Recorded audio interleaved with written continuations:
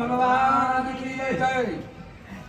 कोठे देतो दृष्टी वेटी कोठे पाहतना दिशे दृष्टी श्रीराम मृगाची न सांडी पाटी द्रोण बाणाटी सजोनी.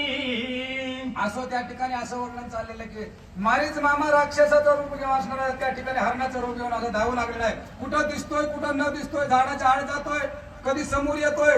त्याच्या पाठीमागं प्रभू रामचंद्र असणारे धनुष्याला बाण लावून कानापर्यंत दोरी वळून असणारे धावत चाललेले. कोठे दिसे कोठे न दिसे कोठे उडे मृग विल्ल्याचे श्रीराम धावे अति आवेशे बाण सपेष्ट विंदावया. त्यावेळेस प्रभू रामचंद्र पाठीमागं धावू लागले. ते तो हरिण असणारा कुठं दिसतोय कुठं दिसतोय, कुठं अर्धा दिसतोय कुठं पूर्ण दिसतोय, कसा बाण मारायचा आणि कसा नाही अशी त्यांना पंचायत पडलेले. त्यावेळेस प्रभू रामचंद्र बाण असणारा तात्काळ लावून त्याच्या पाठीमागे धावू लागलेले. देखोने श्रीरामाचा बाण मृग वेगे सोडी ठिकाणा त्या ठाया नावठाना सावधान अवधारा. त्यावेळेस असणारे धनुष्याला बाण प्रभू रामचंद्राने लावला. हा बाण प्रभू रामचंद्र असणारा मारीच मामा नावाचा असणारा तो हरिण पाठीमागे बघतोय. प्रभू रामचंद्र दिसते, धनुष्याला बाण लावला हे दिसतोय. त्याच्या भीतीनं असणारा पुढं पुढं पळत सुटतोय. ह्याची कथा असणारे ऐकणाऱ्या माणसांना सांगतात किंवा अतिशय चांगल्या प्रमाणे एक प्रमाणे असणारे ऐकावा असं सांगतात. प्रथम कुंकुमठाना मातुळठाण नागठाना वनमठान पाचवे ते भवठाना मृग ठिकाण सोडिता.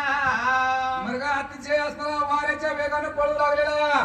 बरेच असणारे नंबर 2 नंबर असणारे ते झाडाचा परिसर असणारा वलांडून पुढे पळू लागलेला आहे. मृग पापचरी श्रीराम तो चिन्ह पाप देह गावो नेऊर वेधुनी पाडीला पाहो ते नेऊर गावो ते की.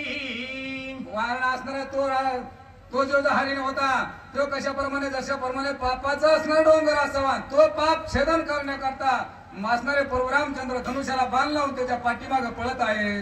बाळ भेदले जिव्हारी तो बाळगाव गंगा तिरी लक्ष्मणा धाव जड करी गिरा गजरी मृग पडिला.